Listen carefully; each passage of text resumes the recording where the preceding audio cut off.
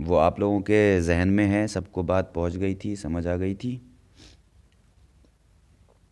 جی جی اچھا، جی پچھلے درس میں کوئی ایسا کنفیوژن، کوئی ایسی بات جو سمجھ نہ آئی ہو، رہ گئی ہو؟ پورا پرفیکٹ ہے؟ آپ نے کل بولا تھا آپ پولیس اس بارے میں کچھ بتائیں گے. جی جی جی جی، ٹھیک ہے ٹھیک ہے، اچھا ہوا یاد دلا دیا آپ لوگوں نے.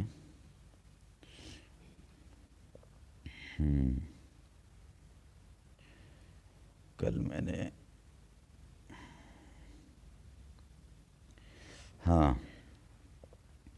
تو لطائف اور چٹکلے کی بات ہو رہی تھی کہ ہمیں مجلس میں کس طریقے کے باتیں اور کس طریقے کے لطیفے اور کیسے چٹکلے ایڈ کرنے ہیں. میں نے کل عرض کیا تھا کہ ایسے چٹکلے نہیں ہونے چاہیے کہ جو شان مجلس کے خلاف ہوں، جو مجلس کے احترام اور ممبر کے تقدس کے خلاف ہو. لہٰذا ایسا چٹکلا ہو کہ جس کے ذریعے سے کچھ نہ کچھ میسج آپ پبلک کو دے رہی ہوں، سامعین کے لیے کچھ نہ کچھ پیغام اس چٹکلے میں ہو، اس کو آپ اپنی مجلس میں جگہ دیجیے. مثال کے طور پر اس کو آپ غور سے سنیے گا، اور اگر جہاں بھی آپ نماز کے متعلق یا اہمیت نماز پر اگر آپ مجلس خطاب کر رہی ہوں، یا قرآن کی اس آیت کے ذیل میں کہ ان الصلاۃ تنہی عن الفحشاء والمنکر، یا اس طرح کی اور بھی نماز سے متعلق قرآن میں کئی ساری آیتیں ہیں، اقیم الصلاۃ، یا پھر ویل للمصلین، یہ الگ الگ فقرے نماز سے متعلق قرآن میں آپ کو مل جائیں گے. تو جہاں بھی اگر آپ نماز کے متعلق مجلس خطاب کر رہی ہیں تو ہمیں مثال میں اس لیے دے رہا ہوں تاکہ آپ محسوس کر لیں کہ یہ لطائف اور چٹکلے سے کیا مراد ہے. ممبر کے تقدس کا بھی خیال رکھنا ہے، لہٰذا تو ایک اہم بات جو تفریحی بھی ہے اور اچھی بھی ہے، پیغام بھی ہے اس کے اندر، تو اس کو آپ نوٹ کر لیجئے اپنے ذہن میں بھی اور اپنے نوٹ بک پر بھی. وہ یہ کہ جیسے بہت سے لوگ ہوتے ہیں جو جلدی جلدی نماز پڑھنا چاہتے ہیں، بہت سے لوگ ہوتے ہیں جو آہستہ سے نماز پڑھنا پسند کرتے ہیں. تو اس میں کیا مشکل آتی ہے؟ جو امامت کر رہا ہے، جو ائمہ جماعت ہیں، ان کے لیے پریشانی کا سبب ہوتا ہے. اگر مولانا آہستہ سے نماز پڑھا رہے ہیں تو بعض لوگ کہتے ہیں کہ مولانا تھوڑا جلدی پڑھایا کریے، کیونکہ ہمارے پاس کام ہے، دکان ہے، بزنس ہے، وغیرہ وغیرہ. اور اگر مولانا نے تیز پڑھانا شروع کر دیا تو بعض افراد یہ کہتے ہیں کہ مولانا آپ نے بزرگوں کا خیال نہیں رکھا، آپ کو ترتیب کے ساتھ نماز پڑھانی چاہیے، قواعد اور تجوید کا خیال کرتے ہوئے نماز ادا کرانی چاہیے. لہٰذا دونوں صورتوں میں امام کے لیے مشکل ہو جاتی ہے. تو ایسا ہی ہوا، ایک دن نماز پڑھانے کے لیے جب میں گیا تو وہاں پر دونوں طرح کے لوگ مجھے پریشان کر چکے تھے. تو میں نے نماز شروع کی اور نماز سورہ الحمد کے بعد سورہ بقرہ کی تلاوت کرنا شروع کی.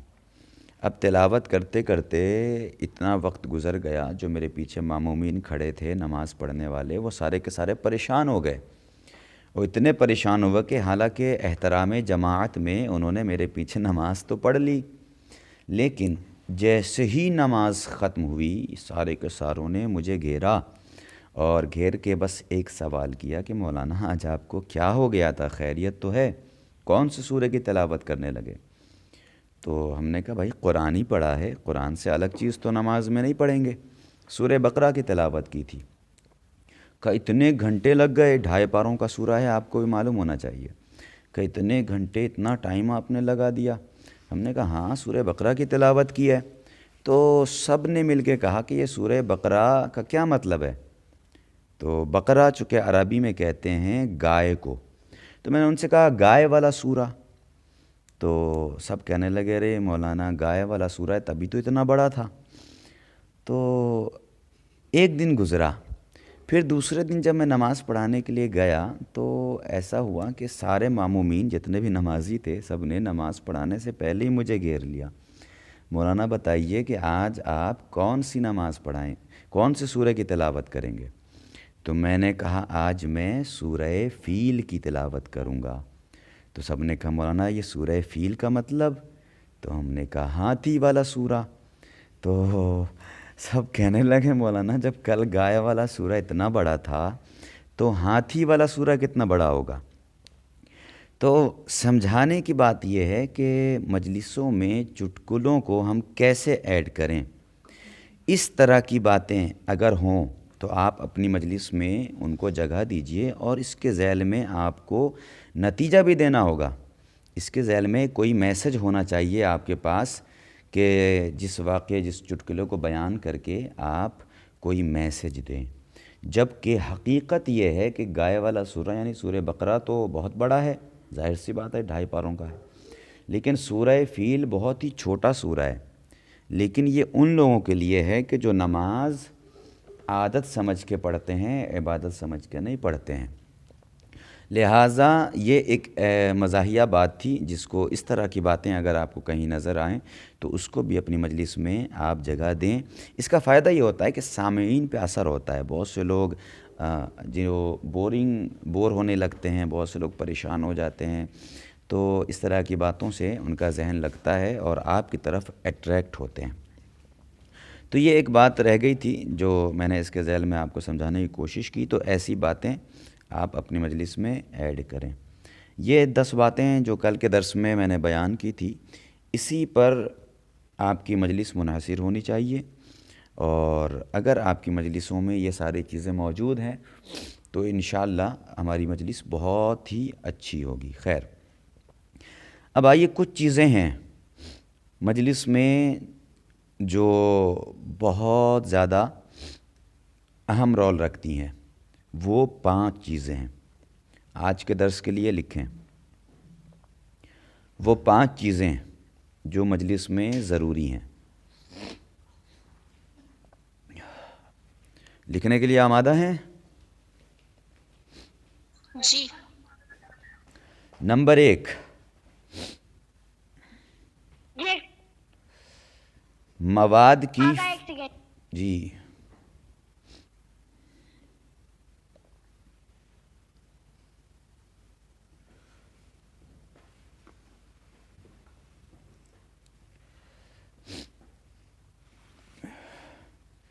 مواد کی فراہمی۔ مواد فرسٹ ہی ہے، مواد کی فراہمی۔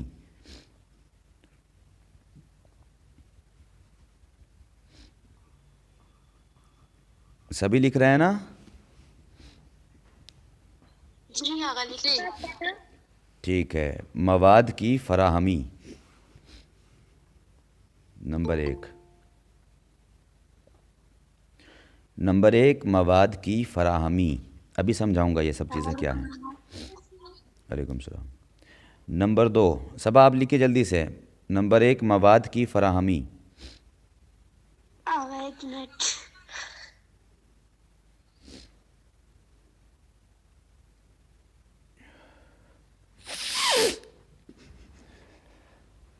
آقا سیکنڈ۔ جی، سیکنڈ نمبر پر آپ لکھیں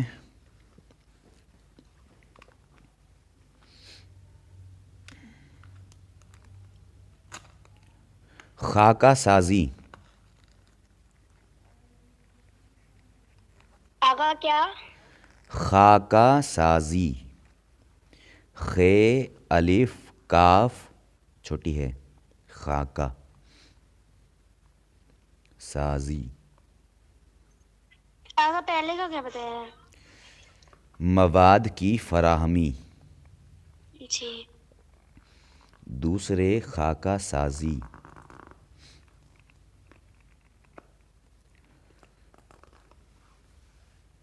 آقا کیا کاکا؟ جی آقا تیسرے کا بتائیے۔ خاکہ سازی کے بعد لکھیے قلم بندی۔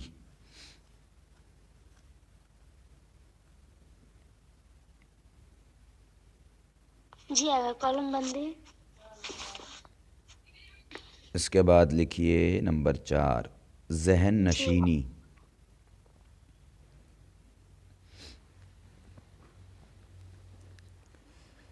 کیا چوتھے نمبر پہ؟ ذہن نشینی. جی آگے 5 نمبر. سب نے لکھا ذہن نشینی؟ جی آگے. نمبر 5 کیا تھا؟ ذہن. ذہن نشینی. ہاں نشینی. ذہن نشینی. جی. نمبر 5 مشق.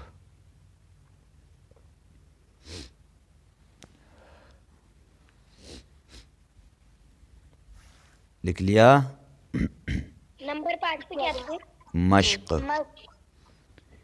وہ والی مشق نہیں جس میں پانی بھرتے ہیں. میم شین بڑی قاف مشق. میم شین بڑی قاف. جی.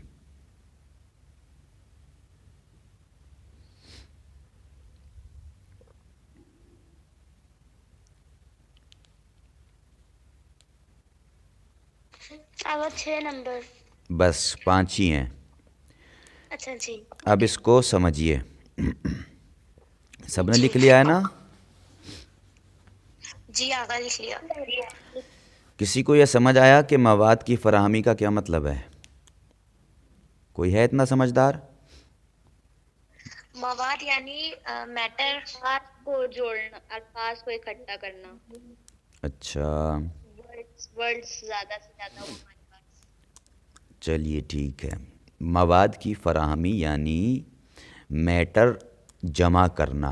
آپ کو جو مجلس میں پڑھنا ہے، فضائل یا جو بھی باتیں آپ پڑھنا چاہتی ہیں، ان تمام باتوں کو جمع کرنا، ان کو اکٹھا کرنا، ان کے لیے اپنے آپ کو پریپیئرڈ کرنا، یہ ہے مواد کی فراہمی. اس لیے کہ جب تک آپ کے پاس مجلس پڑھنے کے لیے میٹر نہیں ہوگا تو آپ مجلس پڑھیں گی کیا؟ تو میٹر کا ہونا بہت ضروری ہے. ان فضائل کا، ان نکات کا ہونا ایک مجلس کے لیے بہت ضروری ہے. اب مسئلہ یہ ہے کہ اس مواد کو، میٹر کو ہم کہاں سے حاصل کریں؟ تو مواد حاصل کرنے کے لیے، میٹر حاصل کرنے کے لیے کل میں نے 10 چیزیں آپ کو لکھائی تھیں. کوئی سنائے گا؟ 2 سے 3 چیزیں سنا دیں ان میں سے. کسی کے ذہن میں ہے؟ جی قرآن کی آیتیں، نبی کی حدیث، اور کوئی اچھوتا نقطہ نہیں. ہاں صحیح ہے. ٹھیک ہے. تو وہ ساری چیزیں، جو 10 چیزیں میں نے کل بتائی تھیں، ان کے ذریعے سے آپ میٹر جمع کریں گی. مثال کے طور پر آپ کو مجلس پڑھنا ہے نماز کے موضوع پر، تو آپ قرآن میں سرچ کیجئے. اب سرچ کرنے کے لیے آپ کہیں گے کہ کیسے ہم قرآن میں سرچ کریں؟ اس لیے کہ ایک آیت نماز کے متعلق اگر پہلے پارے میں ہے تو ایک آیت دوسرے میں ہے، چوتھے میں ہے، 10ویں میں ہے، تو ہم کیسے کریں؟ تو اس کے لیے آسان طریقہ ہے گوگل کا سہارا لیجئے. آیت اللہ گوگل سے جو آپ سوال پوچھیں گی وہ آپ کو جواب ملے گا. لیکن اتنی سمجھ ہمارے اندر ہونی چاہیے، اس لیے کہ گوگل پہ اچھے سوالات بھی ملتے ہیں اور صحیح بھی ملتے ہیں اور غلط بھی ملتے ہیں. تو آپ کو مثال کے طور پر نماز کے موضوع پر مجلس تیار کرنی ہے تو آپ گوگل پہ جائیں، اس میں سرچ کریں کہ نماز کے متعلق آیات قرآنی. اردو میں لکھیے گا تو زیادہ جلدی آ جائیں گے، ویسے انگلش میں بھی آیتیں آ جاتی ہیں اگر آپ سرچ کریں گی تو آپ اگر ایسے لکھیں گے تو قرآن میں جہاں جہاں بھی نماز کے متعلق آیات ہوں گی وہ ساری اس میں آ جائیں گی اور وہاں سے آپ نوٹ کر سکتی ہیں. نمبر 1. نمبر 2، احادیث نبوی کو بھی جمع کرنا ہے. تو آپ اس کے متعلق بھی گوگل پہ لکھیں گی نماز کے متعلق حدیثیں، تو آپ کو حدیثیں نماز کے بارے میں ساری مل جائیں گی. اس میں جو آپ کو اچھی لگیں اس کو آپ کو نوٹ کرنا ہے. ترجمے کے ساتھ کوشش کریں کہ عربی کے ساتھ حدیث آپ مجلس میں انکلوڈ کریں اور پڑھیں. عربی عبارت کے ساتھ پڑھنے سے مجمع پر ایک الگ اثر پڑتا ہے اور وزن پیدا ہوتا ہے میٹر میں. تو 2 چیزیں یہ ہو گئیں. اس کے بعد واقعات. تو اب آپ کے لیے کتابیں بھی ضروری ہیں، گوگل کے ذریعے سے بھی آپ مدد لے سکتی ہیں، اور جن جن چیزوں کے ذریعے سے آپ مدد لے سکتی ہیں وہ ابھی میں انشاءاللہ بیان کرتا جاؤں گا. تو کتابوں میں بھی آپ نے جو مطالعے میں آپ کی کتابیں تھیں یا پھر اگر نہیں ہیں تو اس موضوع سے متعلق کتابیں ڈھونڈیے. آن لائن بھی کتابیں مل جاتی ہیں, درگاہ پہ جو ایجنسیز ہیں وہاں بھی آپ کو کتابیں مل جائیں گی. تو اس موضوع سے کتاب جمع کیجئے, اس کو پڑھیے, ان میں سے واقعات جمع کیجئے. آپ کو بتاؤں کہ واقعے کی بہت ساری کتابیں ہیں, جس میں 100 واقعات کی ایک کتاب ہے جو آپ کو عباس بک ایجنسی میں مل جائے گی, اور ایسے کئی ساری کتابیں لکھی گئی ہیں اور جس میں واقعات مختلف موضوعات پر واقعات جمع کیے گئے ہیں. تو ان کتابوں کو اگر آپ رکھیں گے نا تو آپ کو کسی بھی موضوع پر مجلس پڑھنے میں مدد ملے گی. جس موضوع سے آپ کو آپ گروپ پہ ڈال دیجیے گا کتاب کا نام. اچھا چلیے, وہ سب میں انشاءاللہ کر دوں گا. تو ایسے واقعات کی کتابیں ملتی ہیں, ان میں سے اپنے موضوع کے حساب سے آپ واقعہ نکالیے اور عقل کے ترازو پہ تولیے کہ وہ واقعہ پڑھنے لائق ہے کہ نہیں. پھر اس کے بعد اپنی مجلس میں اس کو شامل کیجئے. پہلے تو نوٹ بک پہ لکھیے, ڈائری پہ لکھیے, پھر اس کو یاد کیجئے. وہ جو 4 مراحل میں نے بتائے ہیں آپ کو, اقسام خطابت کی, کسی کو یاد ہے خطابت کی اقسام؟ اقسام مطلب قسمیں. جی آغا 4 قسمیں. کون کون سی تھیں؟ مکتوبی, حفظی, اعدادی, ارتجالی. ٹھیک ہے, اور کوئی بتائے؟ مکتوبی, حفظی, ارتجالی اور اعدادی. ٹھیک ہے, تو ٹھیک ہے, انہی 4 چیزوں کے ذریعے سے آپ کو اس پہ عمل کرتے ہوئے مجلس پڑھنا ہے, سیکھنا ہے اور خطیبہ بننا ہے. تو اس کے لیے مکتوبی ہے, یعنی میٹر کو پہلے آپ کو لکھنا ہوگا.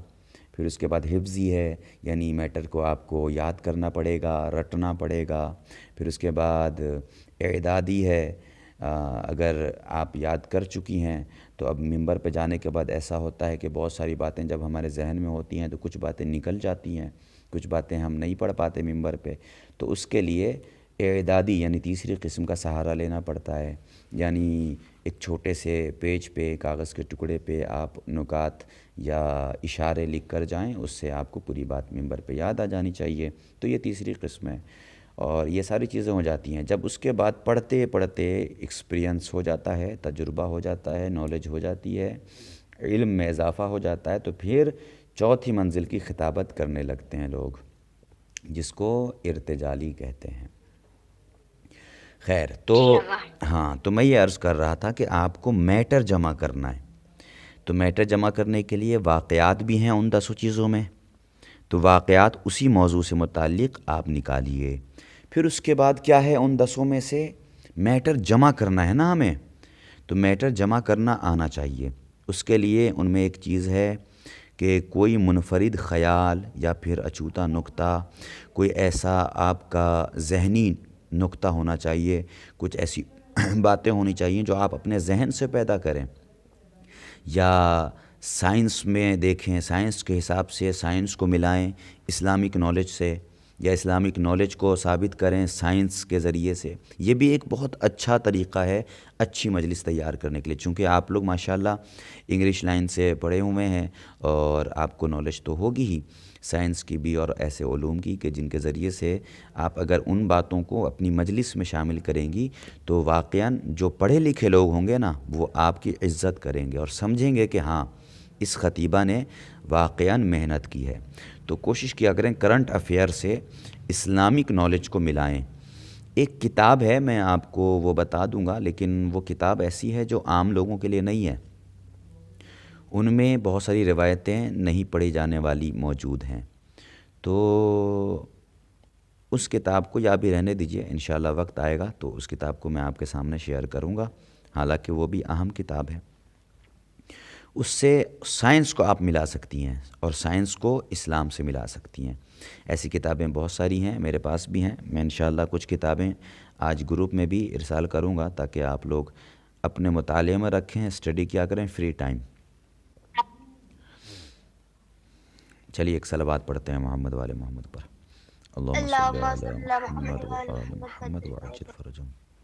اس کے بعد ہے آپ کو میٹر جمع کرنا ہے، تو اس میں ذاتی مشاہدات، آپ کا کہیں سفر ہوا، اس سفر میں آپ نے کوئی ایسی چیز دیکھی، یا خدا نخواستہ کوئی ایکسیڈنٹ دیکھ لیا، یا کوئی ایسے واقعات آپ نے دیکھ لیے جس میں آپ کو ایسا لگا کہ اگر ہم وہ واقعہ لوگوں کو سنائیں گے تو اس سے لوگوں کا فائدہ ہوگا، لوگ اس سے پرہیز کریں گے ایسے غلط کاموں سے، تو ان واقعات کو بھی آپ اپنی مجلس میں شامل کر لیجئے گا۔ یہ ساری چیزیں جو میں نے 10 چیزیں آپ کو لکھوائی ہیں نا، ان سب پر عمل کرتے کرتے 1 سے لے کر 10 تک آپ نے اگر کوشش کر لی اور ساری چیز جمع کر لی تو ایک مجلس آپ کی مکمل ہو جائے گی۔ بات رہی مصائب کی، تو مصائب کے لیے میں نے پہلے آپ کے سامنے بتا دیا تھا کہ آپ کو کون سی کتاب لینی ہے۔ ویسے مصائب کی اور بھی بہت ساری کتابیں ہیں مقتل کی، وہاں سے بھی آپ پڑھ سکتی ہیں، اور بعض علماء اور خطبہ کے مصائب جمع کیے گئے ہیں، پڑھے گئے، تو ان مصائب کو بھی پڑھ کے آپ اس سے مجلس میں پڑھ سکتی ہیں۔ اب آئیے ہم بات کرتے ہیں مجلس میں، اب یہ 5 چیزیں ہیں، حالانکہ کوشش کروں کہ آج وہ ساری چیزیں بیان ہو جائیں۔ اچھا یہ میں پہلے آپ کو سمجھا ہی دیتا ہوں کہ یہ 5 چیزیں جو آپ نے آج لکھی ہیں، کم از کم یہ معلوم ہونا چاہیے کہ ان کا مطلب کیا ہے۔ آغا جی آپ نے کل چٹکلے کے لیے بولا تھا، وہ ہو گیا بابا، وہ تو بتا دیا میں نے شروع میں۔ میں لیٹ ہوئی نا اس لیے سوری۔ چلیے ریکارڈنگ سن لیجئے گا، ابھی لیٹ آئے تھے۔ کوئی بات نہیں، ریکارڈنگ سن لیجئے گا، کل آ جائے گی۔ نمبر 2 میں نے لکھایا آج آپ کو خاکہ سازی۔ خاکہ سازی میں بھی آپ کے لیے اہم یہ ہے کہ صرف میٹر جمع کر لینا یہ کامیاب خطیبہ نہیں بنائے گا، بلکہ اس کے لیے یہ ضروری ہے کہ اس میٹر کو آپ کو کیسے ترتیب دینا ہے، کیسے جمع کرنا ہے، اس کے بعد کون سا جملہ ہونا چاہیے، اس کے بعد کون سا واقعہ ہونا چاہیے، اس کے بعد کون سی بات ہونی چاہیے، یہ ہمیں معلوم ہونا چاہیے۔ تو وہ ترتیب جو ہے وہ آپ کو مینٹین کرنا پڑے گا۔ جو آپ نوٹ بک میں، ڈائری یا کسی بھی چیز میں آپ مجلس لکھ رہی ہیں، تو اس میں آپ کو یہ دیکھنا پڑے گا کہ اس کے بعد یہ جملہ صحیح رہے گا، اس کے بعد یہ والا واقعہ صحیح رہے گا، اس کے بعد اس آیت کے ذیل میں بولنا صحیح رہے گا، اور اس آیت کے بعد اس حدیث کو بیان کرنا صحیح رہے گا۔ تو اس کا سلسلہ آپ کو صحیح کرنا ہے، اس کی سیٹنگ آپ کو صحیح کرنی ہے کہ مجلس کس وقت میں، کس موقع پر ہمیں کون سا جملہ بولنا ہے، یہ آپ کو طے کرنا ہوگا، ٹھیک ہے۔ تیسری چیز ہے قلم بندی۔ قلم بندی کا مطلب یہ ہے کہ آپ نے میٹر لکھ لیا یا کہیں کوئی واقعہ لکھا ہوا ہے، اس واقعے کو آپ نے ڈائری میں نوٹ کر لیا، یا کوئی حدیث یا آیت آپ نے نکالی، اس کے ذیل میں آپ کو نتیجہ دینا ہے۔ تو نتیجہ دینے کا مطلب یہ ہے کہ اس کو پہلے آپ کو ڈائری پہ نوٹ کرنا ہے۔ کیسے نوٹ کرنا ہے؟ نوٹ ایسے کرنا ہے کہ اس میں اچھے الفاظ دینے ہیں، آپ کو اچھے لفظوں کی ادائیگی ہونی چاہیے، جملوں کی سیٹنگ اچھی ہونی چاہیے، کس طریقے سے آپ کو جملہ وہاں پر بیان کرنا ہے کہ لوگوں کو پسند آئے گا۔ دیکھیے ایک بات کئی طریقوں سے بیان کی جا سکتی ہے، لیکن ان طریقوں میں بہتر طریقہ کون سا ہے یہ آپ کو انتخاب کرنا ہے، یہ آپ کو چوز کرنا ہے، اور اس کو مجلس میں اپنی سیٹ کرنا ہے جہاں پر اس کی جگہ ہو۔ قلم بندی سے مراد یہ ہے۔ اس کے بعد چوتھی منزل ہے ذہن نشینی۔ اب لکھ تو لیا ہم نے، لیکن لکھنے کے بعد مجلس پڑھنے کے لیے سب سے زیادہ ضروری چیز ہے ذہن نشینی۔ جو میٹر ہم نے لکھا ہے وہ ہمیں یاد بھی ہے کہ نہیں، اور آیا یاد بھی ہے تو صرف پوائنٹ ٹو پوائنٹ یاد ہے، یا ہمارے ذہن میں یہ بھی ہے کہ ہمیں اس پوائنٹ کو اس پوائنٹ کے بعد بولنا ہے۔ یہ بھی بہت اہم چیز ہوتی ہے مجلس میں کہ ہمیں فلاں پوائنٹ، فلاں نقطہ، ایک نقطے کے بعد کس والے نقطے کے بعد بولنا ہے، کس کے بعد کیا بولنا ہے، یہ ہمارے ذہن میں ہونا چاہیے۔ یہ ساری چیزیں ذہن میں رکھ کے ہمیں ممبر پہ بیٹھنا ہے مجلس پڑھنے کے لیے۔ اس کے بعد 5ویں چیز ہے مشق۔ مشق یعنی کسی بھی چیز کی پریکٹس۔ مشق کو اگر انگلش میں آپ ترجمہ کریں گی تو پریکٹس۔ آپ نے میٹر جمع کر لیا ڈائری میں، آپ نے یاد بھی کر لیا، چلیے تو صرف یاد کرنا آپ کو اچھی خطیبہ تو نہیں بنا دے گا. آپ نے صرف یاد کر لیا اور جا کر ممبر سے آپ بول کے چلی آئیں، پڑھ کے چلے آئیں، تو آپ کو یہ اچھی مجلس یا اچھا انداز نہیں دے سکتا ہے. اس کے لیے آپ کو پریکٹس کرنی پڑے گی. پریکٹس کیسے کریں گے آپ؟ میں نے پہلے بھی بتایا تھا کہ پریکٹس کرنے کے لیے آپ کو گھر میں تکرار کرنی پڑے گی. وہ جو مجلس آپ نے یاد کی ہے گھر میں کئی مرتبہ پڑھ ڈالیے. اگر تنہا روم میں ہیں تو تنہا روم میں پڑھیے، بالکل اس انداز میں پڑھیے کہ جیسے آپ مجلس پڑھتی ہیں، جیسے آپ سامعین کے سامنے مجلس پڑھیں گی ویسے ہی آپ کو اکیلے روم میں پڑھنا ہے. پرانے علماء اور خطبہ کی تاریخ یہ بتاتی ہے کہ ان لوگوں کی، وہ لوگ خود کہتے ہیں کہ شروعاتی زندگی میں، شروعاتی خطابت میں انہوں نے درختوں کے سامنے جا کر اپنی مجلسیں سنائی ہیں. چھوٹے چھوٹے بچوں کے سامنے وہ مجلسیں پڑھ پڑھ کے اور اس کی پریکٹس کرتے تھے، یا پھر اکیلے روم میں آئینہ لگا کر آئینے کے سامنے بیٹھ کر وہ مجلس پڑھتی تھی یا پڑھتے تھے. تو صرف یہ اس لیے ہے تاکہ اپنا انداز، اپنی مجلس پڑھنے کی جو اسٹائل ہے، جو اشارے ہیں، وہ آپ شیشے کے سامنے اگر بیٹھ کے پڑھیں گی تو وہ آپ بہتر کر سکتی ہیں. کسی شاعر نے کہا ہے کہ بے محنت پہم کوئی جوہر نہیں کھلتا، بے محنت پہم کوئی جوہر نہیں کھلتا، 100 بار جب عقیق کٹا تب نگی ہوا. اس کا مطلب یہ ہے کہ بغیر کسی محنت کے، بغیر کسی مشقت کے کوئی بھی جوہری، کوئی بھی عقیق یا کیا بولتے ہیں پتھر بنانے والا انسان اس کو نگینہ نہیں بنا سکتا ہے. نگینہ بنانے کے لیے کسی پتھر کو پہلے رگڑنا پڑتا ہے یا اس کو تراشنا پڑتا ہے، پھر اس کے بعد اس کے اندر چمک پیدا ہوتی ہے اور وہ قیمتی بنتا ہے. اسی طریقے سے آپ جب تک پریکٹس کر کے مجلس نہیں پڑھیں گی، جب تک آپ گھر میں مشق کر کے مجلس نہیں پڑھیں گی تو آپ کو وہ خطابت فائدہ نہیں دے گی، لوگوں کو پسند نہیں آئے گی. اب اگر کوئی یہ چاہے کہ اسے درخت سے پکے ہوئے پھل مل جائیں تو یہ ناممکن ہے. پکے ہوئے پھل بغیر محنت کے نہیں ملتے. اس کے لیے آپ کو پیڑ لگانا پڑتا ہے، اس میں روزانہ پانی ڈالنا پڑتا ہے، درختوں کا خیال رکھنا پڑتا ہے، اس کے بعد جا کر کہیں وہ پیڑ آپ کو پھل دیتا ہے. لہٰذا نتیجہ کیا نکلا اس سے؟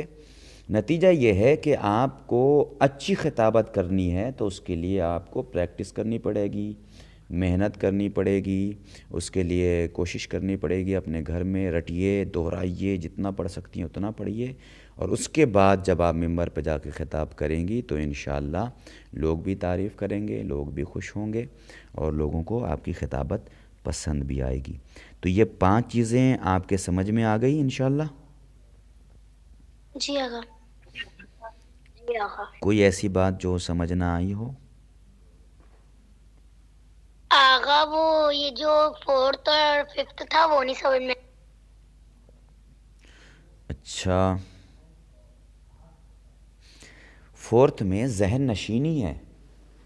ذہن نشینی یعنی آپ کو ذہن میں، دماغ میں آپ کو یاد ہونا چاہیے وہ میٹر جو آپ مجلس پڑھنے جا رہی ہیں، جو چیز آپ کو بیان کرنا ہے وہ آپ کو پہلے سے یاد کرنا ہے. یاد کا مطلب یہ ہے کہ آپ کو یہ سب ذہن میں رکھنا ہے کہ فلاں جملہ یہ ہوگا، اس کے بعد یہ پڑھنا ہے، اس کے بعد یہ پڑھنا ہے، اس کے بعد یہ واقعہ پڑھنا ہے. تو یہ ذہن نشینی ہونی چاہیے. نمبر 5 مشق ہے. مشق یعنی آپ کی پریکٹس. اسی پریکٹس پہ میں ابھی آپ کے سامنے بہت ساری باتیں ہم نے سنائی، بہت سی مثال بھی دی. پریکٹس آپ کیجئے گا تو آپ اچھی خطیبہ بن جائیں گی انشاءاللہ. اور کسی کا کوئی سوال ہے؟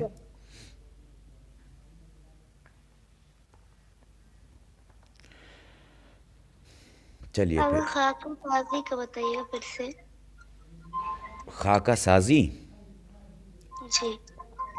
خاکہ سازی کا مطلب یہ ہے کہ آپ جو میٹر جمع کر رہی ہیں نا، اس میٹر کی ترتیب، آپ جو میٹر اپنی ڈائری پر لکھ رہی ہیں، تو لکھتے وقت آپ کو یہ طے کرنا ہے کہ فلاں جملہ کہاں پر سیٹ کرنا ہے اور کس لفظ کو اچھے جملے کے ساتھ کس معنی کو، کس مفہوم کو اچھے جملوں کے ساتھ آپ کو واضح کرنا ہے، تو وہ جملے آپ کو لکھنے ہوں گے، اچھے طریقے سے اچھے انداز میں تحریر کرنے ہوں گے، اور پھر اس کے بعد آپ کو یاد کرنا ہوگا۔ گویا کہ نتیجہ یہ ہے خاکہ سازی کا کہ پورا میٹر جب آپ نے ڈائری میں لکھ لیا تو اس کو اس طریقے سے جمع کیجئے کہ ایک کے بعد ایک اپنا معنی واضح کرے، ایک کے بعد ایک پڑھتی جائیں اور آپ کے موضوع سے متعلق پوری مجلس ہو جائے۔ تو ترتیب آپ کو خیال رکھنا ہے اپنے میٹر میں، ترتیب کا، کہ معلوم ہوا ابھی آپ نے نماز کی بات شروع میں کی، پھر آخر میں، بالکل آخر میں آپ نے نماز کی بات کر دی اور بیچ میں کوئی اور تیسری بات لے کر آ گئیں، تو یہ خاکہ سازی کے خلاف ہے۔ خاکہ سازی کے متعلق یہ ہے کہ آپ کو موضوع کے متعلق ساری باتیں ایک کے بعد ایک ایسے سیٹ کرنی ہیں جو اپنے اندر ایک معنی اور مفہوم رکھے، جس سے لوگوں تک آپ کا میسج اور پیغام پہنچ جائے۔ ٹھیک ہے؟ جی آغا موادی فربامی ہے، مواد، مواد فراہمی، ہاں، مواد کی فراہمی یعنی میٹر کا جمع کرنا۔ آغا جملے کا جمع کرنا یہ بھی ہوگا؟ کیا جملے کا؟ میں نے بولا جملے کا جمع کرنا یہ بھی ہوگا، یہ بھی ہو سکتا ہے؟ جملہ نہیں، میٹر۔ میٹر سے مراد آپ کو مجلس میں جو بھی پڑھنا ہے وہ سارا کا سارا میٹر کہلائے گا، پورے فضائل آپ کے میٹر میں آ جائیں گے۔ جملہ تو بس ایک چھوٹا سا جملہ ہوتا ہے، لیکن آپ کی پوری مجلس یہ مواد کہلاتی ہے، یعنی جو میٹر آپ کو پڑھنا ہے مجلس میں وہ سب مواد میں آ جائیں گے۔ تو میٹر کا جمع کرنا، فضائل کا جمع کرنا، اصلاحی پیغامات کا جمع کرنا، یہ مواد کہلاتا ہے۔ ٹھیک ہے؟ جی آغا لائن بائی لائن لکھنا جیسے، جی ہاں، آغا، یہ ساری چیزیں ہیں پانچوں میں۔ جی جی جی آغا۔ ٹھیک ہے، چلیے، اور کسی کو کوئی سوال ہے؟ آغا وہی دنیا والا سمجھا دیا، کیا؟ وہی دنیا بنا نجی کو جاب دیتے سمجھایا تھا، میں سمجھ بھی نہیں آیا تھا۔ میں آواز سمجھ نہیں پا رہا ہوں آپ۔ کون سا کہہ رہی ہوں خارا؟ دنیا والی جو مثال آپ نے بتائی تھی وہ یہ پوچھ رہی ہوں۔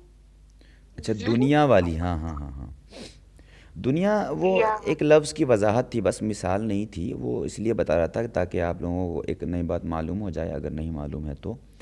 دنیا وہ اس میں تفضیل کی بات کر رہا تھا، چونکہ عربی گرامر میں ہے یہ ساری باتیں، اس میں تفضیل میں میل کے لیے بھی آتا ہے، فیمیل کے لیے بھی آتا ہے، جیسے اکبر یہ میل کے لیے استعمال ہوتا ہے اور فیمیل کے لیے کبرا۔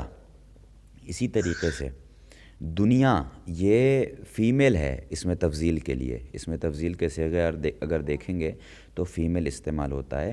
اس کا مذکر یعنی میل جو ہوگا وہ ہوگا ادنا۔ دنیا بنا ہے دنو سے، اور دنو کہتے ہیں پست چیز کو، لیکن جب اس کو اس میں تفضیل میں لے جائیں گے تو اس میں تفضیل میں ایک معنی پیدا ہو جاتے ہیں، وہ ہیں بہت کے، یعنی اکبر بہت بڑا۔ تو اگر دنوں کو ہم اس میں تفضیل میں لے جائیں گے تو وہ بنے گا مذکر کا ادنا، اور مؤنث کا یعنی فیمیل کا بنے گا دنیا۔ تو اس میں تفضیل میں لے گئے اور تو دنیا بنا، تو اس میں تفضیل اپنے اندر معنی رکھتا ہے بہت کے، یعنی بہت پست ترین۔ تو دنیا اس کو کہتے ہیں جو بالکل پست ترین ہو۔ اس کے معنی ہیں، میننگ بتا رہا ہوں میں آپ کو، لغت ڈکشنری میں جو آپ کو ملیں گے وہ۔ تو دنیا کی میننگ کیا ہوئی؟ پست ترین۔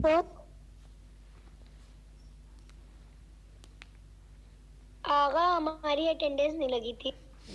اچھا ٹھیک ہے، ہم لگا دیتے ہیں۔ آغا میری بھی لگا دیتے گا۔ چلیے ٹھیک ہے، ہمارا درس ختم ہوتا ہے، اور انشاءاللہ پھر کل آپ لوگ آئیے تو درس کے آگے پھر گفتگو ہوگی۔ چلیے، خدا حافظ ناصر، والسلام علیکم ورحمۃ اللہ وبرکاتہ۔ آپ سب سلامت رہیں۔